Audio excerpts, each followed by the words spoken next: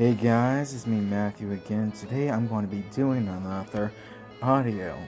And this time, this particular story isn't based or inspired by any other story. It's purely my own. It's called A Tomcat's Happiness. And this one is a bit more easier for me to read this time. And this time it has a bit more additional audio sensations. And you'll see what I mean. But anyways, I truly do hope you all like this story. So please, if you like it, subscribe, press the ding bell down below. But if you're not new here, not subscribed, please subscribe, press the ding bell down below, as well as go over to my community posts. You don't know what you may find, as well as go over to check out my previous audio series known as Anime/Dragon Knight Unlimited. But anyways, let's move on to the audio story. Chapter 4, Calm Before the Storm. We woke up and Deanne asked, "Can you please help me with buckling up Croatia for me, Sabria?" Sabria said, "Sure, Deanne." They buckled up Croatia, and then Deanne got buckled in herself in the driver's seat, then asked, "Are you two buckled in?" Sabria said, "Yes, ma'am." Deanne said, "Good, 'cause now we're going to Trinity River Trails Gateway Park South for a morning run." We drove off to Trinity Park, and it took us 34 minutes to get there, but we grabbed food at What a Burger first before we arrived there. We drove into the Trinity Park parking lot and got out of the Jeep when Deanne said, "Okay, you close your ears." Deanne set Croatia's alarm, and 20 seconds later, it went off, waking Croatia. Croatia asked, "What is..." "Oh, food." After Croatia was done eating, he came out and asked, "I take it that you are ready to run this trail?" Sabria said, "Yep." Croatia said, "Okay, then let's run this thing." Sabria said, "Okay." We ran at the same pace as Croatia and Deanne said, "Don't hold back on our counts. Run as fast as you want until we get back to the Jeep." Sabria said, "Okay." Sabria and I sped up to go 550 steps a mile, which took us 15 minutes to do. It took us 2.5 hours to get exhausted, and we took a break until we saw Croatia and Deanne. We waited for 20 minutes, and we saw those two running fast right past us, so we began running again to catch up. When we got to the Jeep, we still outran them. Deanne asked, "How did you two still beat us?" Sabria said, "Because despite your improvements, we still learn from each other to get faster." Croatia said, "You two are in a league of your own." Sabria laughed and said, "I guess so, but anyways, we got an hour's drive ahead of us now before we can call it quits." Deanne said, "You're right, let's get going." We got into the Jeep and drove for 7 hours and 45 minutes before we got to Big Bend Park. When we got there, we drove around until we saw who Deanne called to help out. It was a man who looked like he'd seen some messed up stuff. He was wearing camel pants and shorts, as well as the gear to go with it.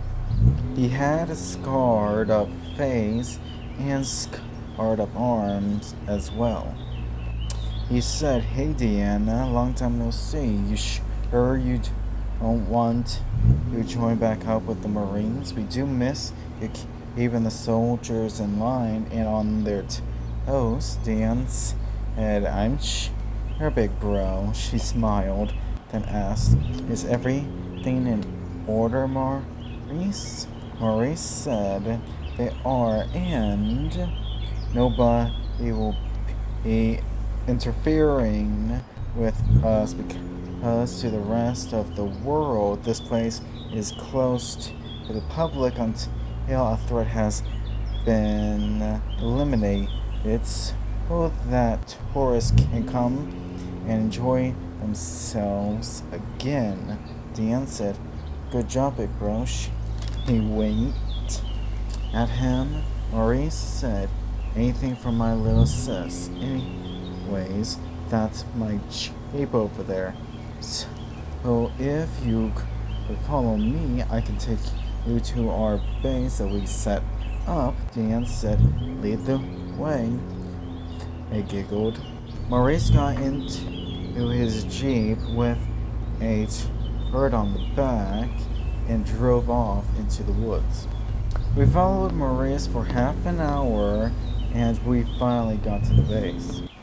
We parked, got out of the jeep, and Maurice said, okay, welcome to the base, and we have the area surrounded with explosives ready to be placed. So when do you want to get started? Sabria said, how about right now?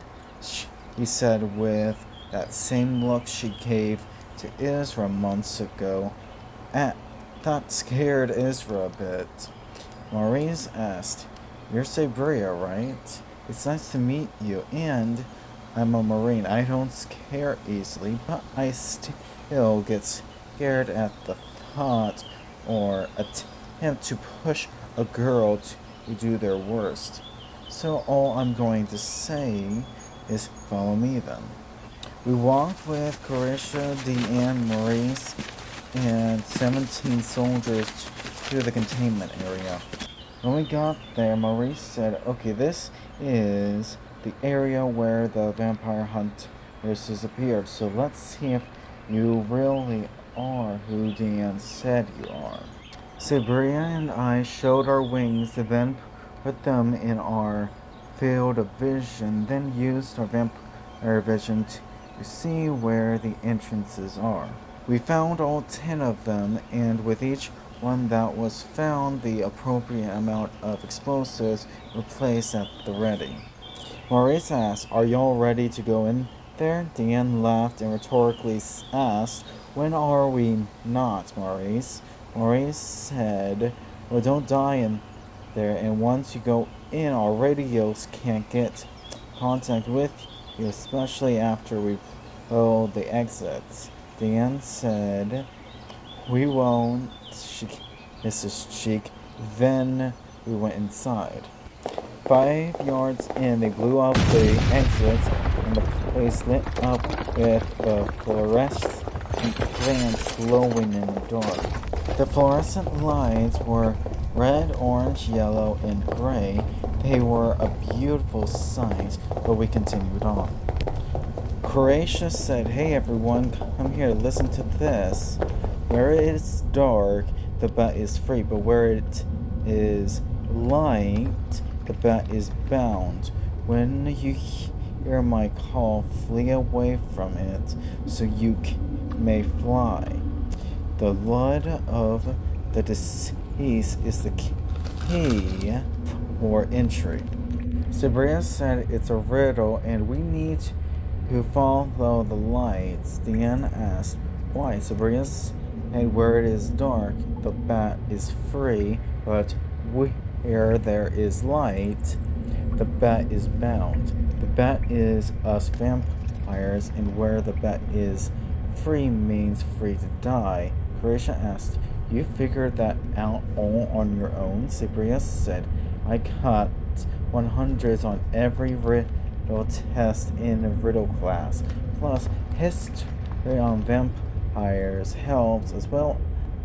So, let's move on. Deanne and Gracia said, yes ma'am. We followed the fluorescent light to a medium-sized cavern that had caves all around in a circle.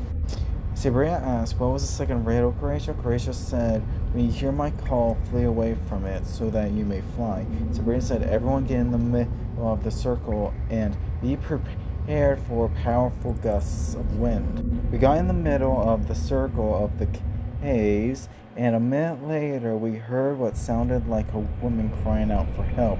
Sabria said, okay, in 3, 2, 1, jump. Gusts of wind carried us 50 feet in the air to a landing pad that circles around the entire circle below. Sabria asked, did everyone land all right? Carisha said, yes ma'am. Deanne said, perfectly. I said, I always land on my paws. Sabria said, alright then, let's continue on. We walked through the fluorescent lit caves till we found what looks like a door with a small empty bowl in the middle of the door. At the center of the bowl there was a four-sided sharp knife that attached to the bowl. Sabria said, everyone, we need to give this thing our blood. Dan asked in a panic, what? We looked at her seriously. Then he said, fine, let's get this over with. Sabria said, okay, take a corner, and in 3, 2, 1, push your hands in. The blades cut our hands, causing us to bleed until Sabria said, okay, that's enough. Our hands healed and the entire floor shifted around. We weren't yet there. We heard the bowl pedestal make a noise, and Sabria said, guess we need to take the bowl with us. Croatia picked the bowl up and said, Deanne, you should hold onto this while we go on. Deanne asked, why me? Croatia said, because I need to read stuff on the walls without something weighing me down. Plus, Sabria knows what she's doing, and C4 has to be available to help her when she needs it. Deanne sighed and said, fine, let's go.